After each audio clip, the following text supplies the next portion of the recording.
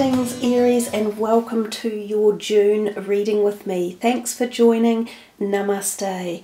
Guys, before we start shuffling the cards, I have a few messages for you that have already been pre-interpreted before the reading started. So you kind of got a message that there could be some endings coming in June of any sort. It seems as though most of the star signs have had messages about endings and new beginnings. Not sure what's going on around the world at the moment, but it seems as though there's plenty of that. And we can see it too globally and just politically and all manner of things. So it could be that you've been through difficult times and the worst may be over. So you might be heading into new renewal of energy and feeling like a weight has been lifted off your shoulders, as if there is possibly turning the corner, new hope. There could, however, be some situations around relationships that may need a lot of work, and this could even be in your career sector or with personal relationships. So something to ponder upon there for you guys, but there's a kind of a duplicity of messages. Certainly they were saying that things might be improving in some areas and that you could be on the up and up, but that could be work to do with relationships. So let's see what the cards have got to say. I will just shuffle these for you guys, and they are a little bit large, so they take a bit of shuffling. But we will just see for Aries. Oh dear. They certainly don't want to blend together too well at the moment.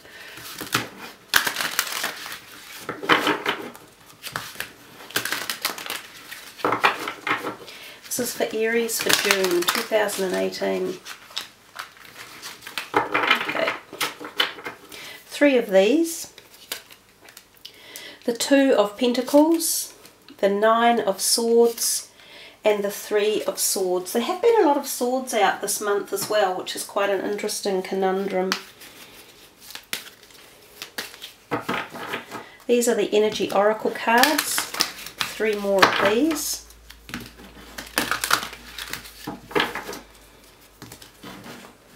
And there have been very few major arcanas as well, which has been quite interesting to notice.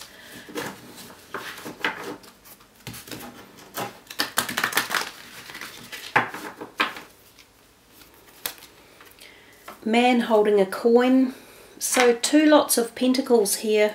Money might be on your mind one way or another. Patience. Something Aries don't have much of. Well, not from my perspective. Being an Aries, I'm very impatient actually. It's probably one of my biggest faults in life. But at the same time, it's the thing that perhaps starts new projects and new ideas and fires up inspiration and creativity. So I don't mind that I don't have too much patience, but clearly I'm being told that I do require some. So let's see what else is in store.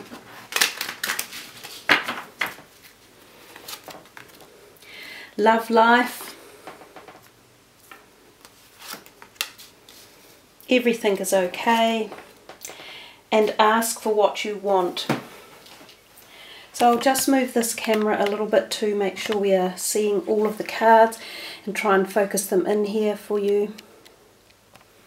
I will be reading from down the columns, but as I've been telling everyone else, I feel my readings are never particularly set in any cemented form, that the messages that come in are very much included, not just from the cards, but from spirit as well. So I'm not, preset in any particular format. So if a message arrives that you particularly feel needs to be attached to another part in the reading, you can happily do that, and that way formulate your own system for devising what particular message is most important for you, or what is relevant, or how another message can be contracted towards another one and be helpful. So starting up here, the 2 of Pentacles, the man holding a coin, and the love life card. So the 2 of Pentacles is often talked about as a card of balance, and sometimes balance with finances. I'll see what she says on her card. Bring fun into everything you do. Juggling multiple priorities or jobs. An exceptional talent for multitasking. So that kind of, to me, sounds as though it's a busy card.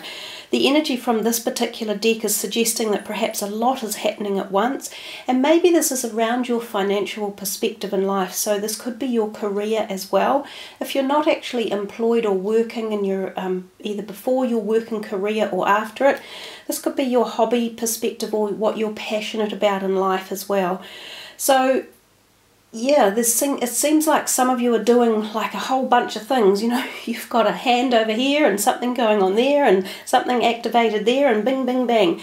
A whole lot of stuff happening with and around possible finances, career sector, either investments or money coming and going. And not just that either, but she says multitasking, many skills. So I guess typically Aries are, you know, the fire sign energies are quite often busy people and don't necessarily sit down and tackle one thing at a time. Often they've got many pokers in the fire going on. So it feels like June might be for you a month where you are either activating, carrying on projects, or working through them, or something along those lines. So it doesn't feel slow as we move into that very first little bit there. The other thing I do think of is definitely watching your finances. Sometimes you can have a real increase coming in and then a deficit. So if you're thinking of going out and splurging on a big spend, make sure that you have the money there and, you know, not be tempted to borrow on it perhaps. Also put some aside for unexpected events that may occur around finances, so unexpected bills, things like a car playing up, or you know, a health bill that you might have to pay that was unexpected. There can also be a feeling of potential job applications when this card has come out in the past. I have often felt it could be applying for a job that may not even be local, but it could be overseas, and you could be thinking about extending your career opportunities from beyond where they currently are. So it's kind of like a card of expansion to me in some ways as well. So that's a possibility. We come down there to this man holding a coin. Now he is possibly an earth sign person, but when he turns up in a reading, he generally is somehow associated with your finances one way or another. He could be someone who comes to you with an opportunity or an offer. So again, this could be talking about job offers in this realm. He could be someone who is an advisor or a mentor, or he could literally be handing money. So money could come to you in the month of June one way or another. You may find you receive a dividend payment for something. You may be wanting to sell an item and it might sell and you receive the payment for it. If you have been waiting on people to pay back money that they owed you, whether it be in a business or personally, this money may come back to you as well. You could already know this man that's holding the coin, and he might be your financial advisor, such as an accountant or a tax man or an IRD man or something along those lines. He might have information for you that could be interesting in forwarding a pathway around your finances, so how you're choosing to invest it or divest it or grow, anything like that. He could also be a person coming into your life in the guise of a partnership, so possibly a friend or a possible romantic partner, because certainly I see here there's a lot of romance within your reading.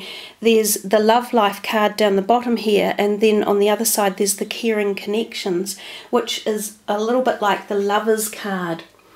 So there's something going on here for quite a few of you Aries about your relationships, and we did mention that in the very beginning. If we come back to this card here, the love life card, and perhaps I'll try and focus on it for you. It says, the basis of your question involves your romantic life, which is now changing for the better. Now, oftentimes when cards like this turn up, we think of new love or new romance coming in, and for anyone looking for that, that is really, really exciting. But then we kind of shut off all the other people who are already in established relationships by talking about new romances. So instead of disallowing the old romantic relationships to be talked about here, this is also a message for people who are currently in relationships. and with romantic partners. So whether it be a marriage partner or a long-term romantic partner, this is also a time when these cards turn up that your partnerships can be re-imbued and reinstated, and if there have been problems and they've been a bit glitchy, now might be the perfect time to be working through them and to produce any healing. So for some of you, yes, there's new romance coming in, which is very exciting if that's what you're looking for. And for others, this is potentially a really good time for healing any issues in current relationships. So there's an opportunity here for healing and re-establishing or rebonding. And for others who are already in happy relationships, this can be just a time to make sure that you recognize it and remember it and pay, dividends to it, and give it the proper attention and time that it deserves. So let's come to this next line, the Nine of Swords, patience, and everything's okay. Both of these cards down here are actually very good messages to come under the Nine of Swords. The words on that Nine of Swords card, which I will just refocus for you: unfounded fear, focusing on worst case scenarios, allowing worry to grow out of proportion to the problem. So often this card can turn up when we have nighttime issues, things such as insomnia or nightmares, or even other events occurring at night and possibly during sleep, such as people becoming involved with lucid dreaming or astral travel, those type of realms. Some of these things can create discombobulation or anxiety within our physical body and also our emotional and mental states. So this card can turn up when we have a bit of background anxiety, or there is something that we are pondering upon that we can't find an answer to. Now oftentimes when we go to bed at night, we're stressed out because we haven't got these answers. So pay attention to dreams, to synchronicities. Take a journal down and start writing down your dreams and connect with them and see what they have to say. They often have a message within them. I know I've started reconnecting with my dream journal again. Believe me, it's a really bizarre one. It's quite wild. I have the most amazing dreams. I could write a book about them. So I really love writing down some of the dreams and then reading back over them months later and pondering upon what they might have meant, or what their reference could have been. So there are answers to be had within realms along those lines.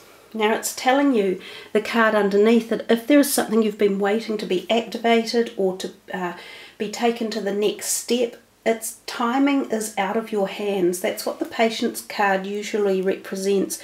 So it's suggesting that you, just drop your own need to control and your own need for timing. So if you allow other people, whether it be people or situations or relationships or potential pathways of an outcome or a project or a desire or a passion or anything, if you just allow them to formulate their own movement in and around you, you drop the anxiety to a huge degree. Often anxiety is brought about because of our constrictions of what we believe to be timing. You see, if we removed timing from a lot of our issues that are going on, half of them would probably dissipate and disappear. Because in reality, we don't control much of anything. We can control our own emotions in life, and we can control to a degree where our destiny is headed. But we certainly can't control anyone else, and we can't control a lot of inevitable outcomes. So allowing that desire to, be met in a certain direction creates the anxiety, and it creates the impatience. So remember too, down the bottom card here, which is a very beautiful card to look at. There's extremely gorgeous colours with the purple and the pink. They're very calming and very serene. And that angelic figure there, she has beautiful white light emanating from her palms as well as her chest. And it says, don't worry, it's all working in a beautiful way. So I think that card is extremely beneficial to have in a reading and very powerful to focus on. You can almost feel that energy emanating from the card and up through to the camera lens. So there could be something in here for heart healing for some of you, especially around, seeing that. This could be the physical heart, or it could also be emotional heart issues within relationships, which is what we did mention earlier on as well. So again, just allow the natural course of the cycle of timing to play itself out, and I think you will find that there could be a better outcome than you expected on whatever it is that you're worried about the most. If we come up here to the Three of Swords, and then underneath the caring connections, and then ask for what you want. The Three of Swords, of course, is always a bit of a sad one to see in a reading, and in the traditional tarot decks I always put a beautiful heart across it because it sort of heals the heart energy. But I will pop it up there because the card itself is rather beautiful and it's a shame to cover it up. It can often mean issues with relationships. It can mean pain in a close relationship, so possibly a romantic one, or a family relationship, or a good close friendship as well. It can sometimes mean three people have been involved. So this card can pop up when there's been an affair going on and there's a choice that has to be made one way or another. This card doesn't necessarily have to represent the ending of a relationship, but what it does tell us is that we need to have reconciliation or communication to heal it or to work it back onto a more positive pathway. Her words are, reach out to others for comfort and love. You will grow stronger from this situation, sadness that will heal with time. So she does sort of stick to the traditional words and the fact that it is often the ending of a relationship of some type and someone walks away. I have seen this card when it comes out that there is an allowance for healing to take place if there's either, fair and equitable mediation or resolution talks, or just the definite trying between the two parties, or three people even, to try and resolve the issue and bring back into balance the relationship. And of course we've had over here the whole balance energy message as well. We come down to here and we get the caring connections, which is a little bit like the Lover's card. So there is something about bonds of love and structure around you, and possibly very intimate ones such as this. This card could possibly be an indicator of a very special romance coming into your life or relationship, where it could literally be a deep soulmate connection. So sometimes even beyond the soul tribal family type relationship. This could be deeper. It could be almost that ignition key point to a twin flame type synergy coming in. For those of you who aren't in that type of realm or not interested in that, this could be, as I said before, a new relationship, a potential new romantic relationship coming in, which is lovely. It could be the reignition of your current romantic relationship, which is also lovely. It could be a new burgeoning business partnership as well, and we saw that sort of with the Two of Autumn up there, that that partnership thing, the number two, the possibilities, the man holding the coin. So there's also talking here not just about love life, but about the merging or setting up or formulating of potential career opportunities or business pathways as well, especially when this type of card comes out. So there's a lot of different meanings within your cards for this reading. They're kind of parallels. They've got parallels going on, and some of you are going to really fit into one portion of it, and others are going to really think about the other degree. That's why the messages are quite so long. This one down here, ask for what you want. Another really beautiful card. We have free will at all times in the direction of our life and the choices that we make and where we're headed. So this one says, let the universe and other people know what you need. It's a beautiful card to look at. I love the greens and the orangey hues coming through it. I think people forget the basic fundamental of life is that you must continue to ask to receive in your life. So if you've been feeling any lack at any point, you haven't been asking enough. But it's how you ask and how much gratitude you show that depends on how you receive. So it's kind of like a whole learning cycle, but definitely remember to ask the universe for the things that you do want. Focus on the positives, focus on your desires, and not that you don't want. So there you are, Aries. Quite a long-winded reading, but a lot of really exciting stuff going on within there. There were these two kind of grotty sword cards up there, but I think they've stayed at the top of the reading, and they had some really positive, light-filled messages below them that seemed to reduce the energy of them.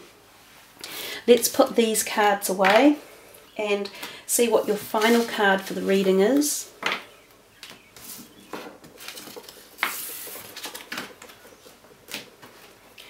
This is the light deck, the Keepers of the Light. We'll see who's coming for you for June and what their message is. This is for Aries.